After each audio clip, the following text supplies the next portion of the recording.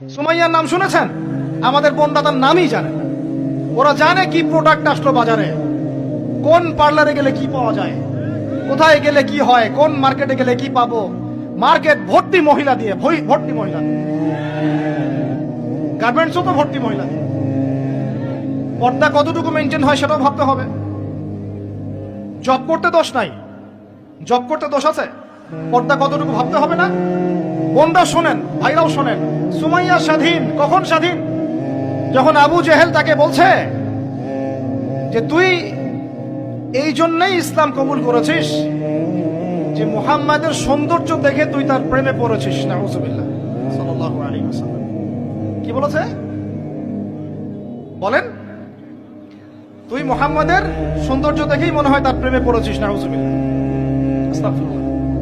সুমাইয়া রাদিয়াল্লাহু আনহা তখন বাধা, হাত পা বাধা, হাত পা বের করার কোনো অপশন নাই, বাধা আছে।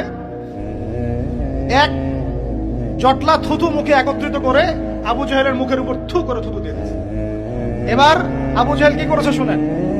আবু জেহেল তার কাছে একটা বর্ষা ছিল, বর্ষা চেনা যায়, বর্ষা সামনে অংশ চোখা, এটা দিয়ে সুমাইয়া রাদিয়াল্লাহু আনহার লজ্জাস্থানে আঘাত করে তাকে শহীদ করে দিয়েছে। ব্যথা অনুভব করলেন না?